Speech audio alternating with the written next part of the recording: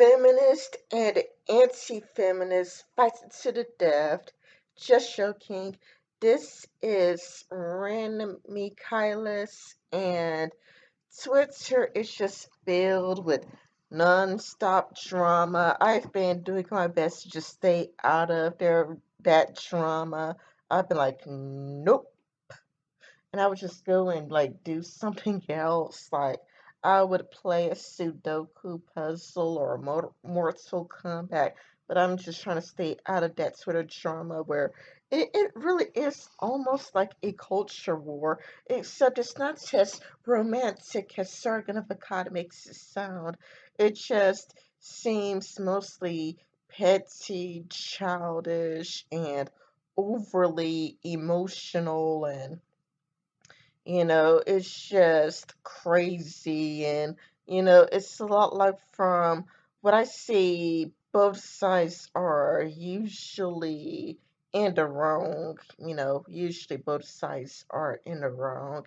And so, I am going to go over what I normally see on Twitter.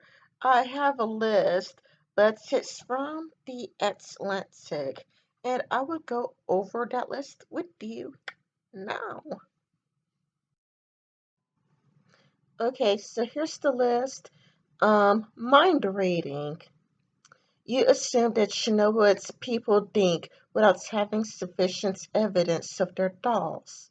And, I do see mind reading a lot on Twitter. People try to read my mind, and I mean, I think it's really, really crazy and shit. I mean, obviously, you don't know what's happening in other people's heads.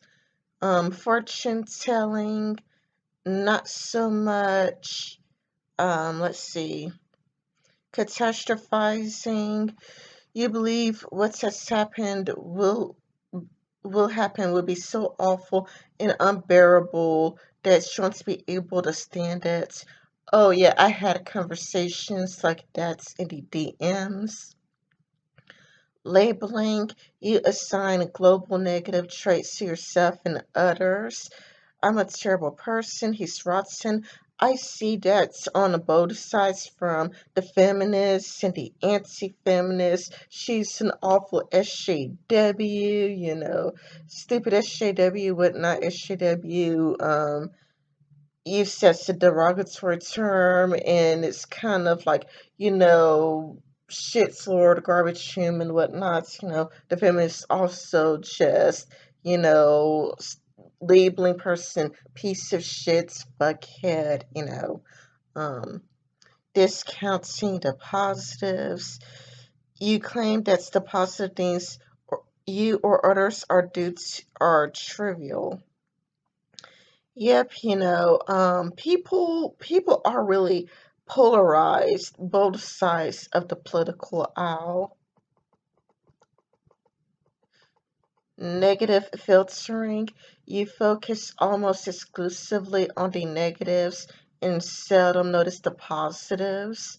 And, again, people have a strong us versus the them mindsets, both groups, because both sides don't bother trying to understand the other. Like neither feminists nor anti-feminists bother to understand each other and just take a breather and ask questions. It's kind of a lot like I saw Curiosity and Red Robot just arguing back and forth and whatnot. And it's kind of like things would probably go differently if both of you just breathe and ask questions and, calm down, both of you.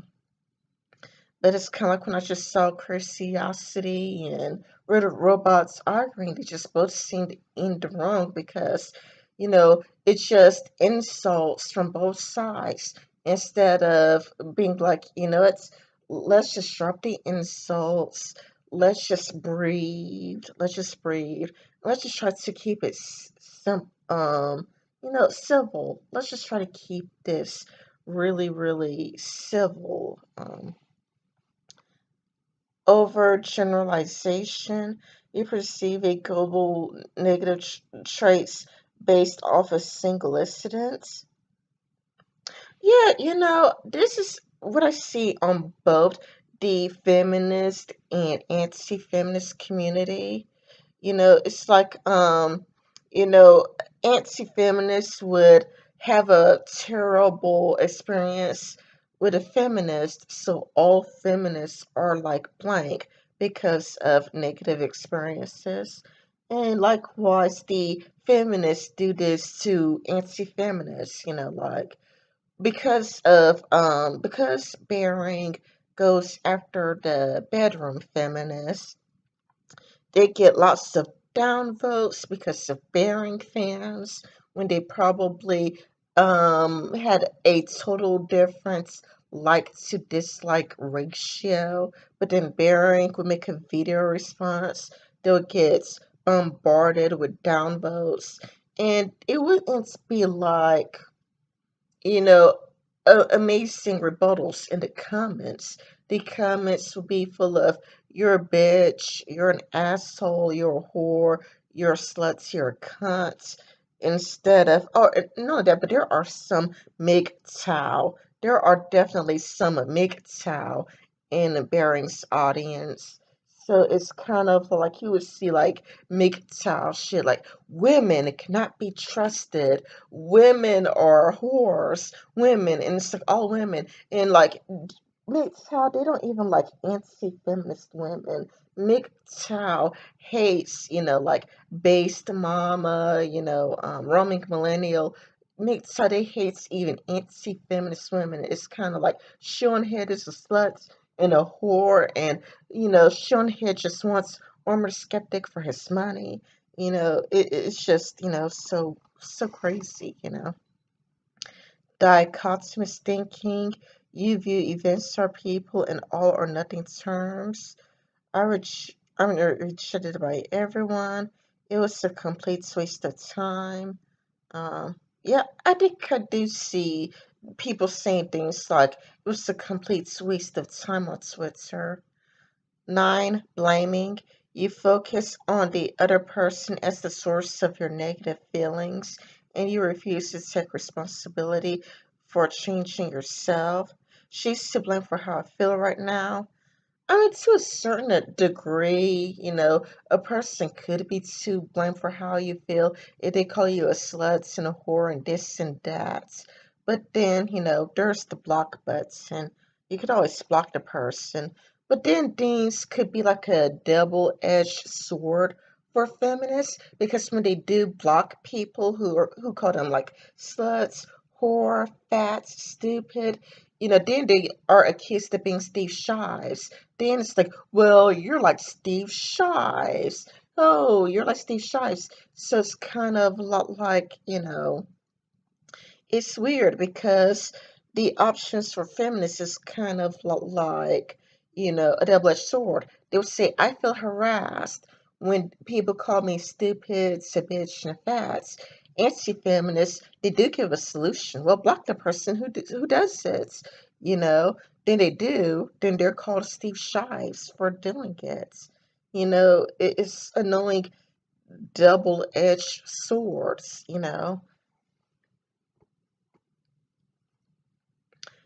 Blaming, I think I already covered that. What if you keep asking a series of questions about what if something happens and you fail to be satisfied with any of the answers? Emotional reasoning, you let your feelings guide your interpretations of reality. I do see that's a lot on Twitter. I really do. In fact, I think I see this a lot in the internet in general. I could see this in a forum elsewhere. It just seems that people are frequently guilty of emotional reasoning. 12. Inability to disconfirm. You reject any evidence or arguments that might contradict your negative thoughts. For example, when you have a thought, I'm unlovable, you reject as irrelevant any evidence that people like you. Consequently, your thoughts cannot be refuted. That's not the real issue. There are deeper problems in other factors. Um, I think I see this more from the feminist end. I think so. It's kind of a lot like there are nice anti-feminists out there. Of course, there's going to be nice anti-feminists out there who stick by their principles no matter what, like the Dancing Monkey, some Dumb American, Your Boy Pats, and whatnot. But it does seem kind of a lot like it's kind of like people reject any evidence or arguments that contradicts their negative thoughts. But what this all boils down to is a really polarized us versus them mindsets. But yeah, that's what Twitter is. Drama, drama, more drama. I've been staying out of it for the most part. I would just be playing my Sudoku or playing my Mortal Kombat. I mean, I wish I could show you, like, I want a few extra cards. Like, there has been a few, like, Mortal Kombat challenges back to back. I got, let's see. I got Elder God Kenshi and his duplicates. I got Jade and her duplicates. And it's kind of a lot like there is this upcoming, Mortal Kombat challenge to get Baraka, but it seems like I would need Louis Kang. Damn, I don't have Louis Kang.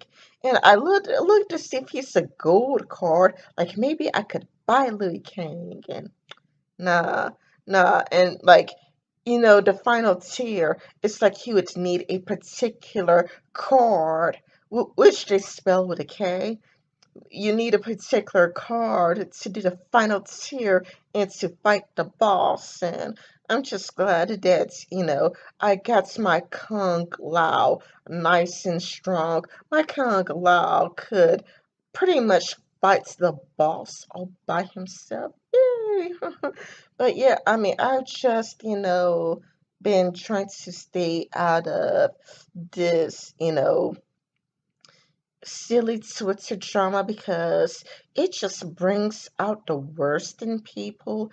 It just really, really bring out the worst in people, and I would just see the worst out of, otherwise nice, friendly people, and it's because, people just get so emotionally riled up, and people just can't have a calm, civilized conversation. And I'm not trying to act above, everybody. There has been times when I've gotten emotionally, riled up to, I've been guilty of doing it this way. It's like, let me just, click that power button, click power, just get off, just get off.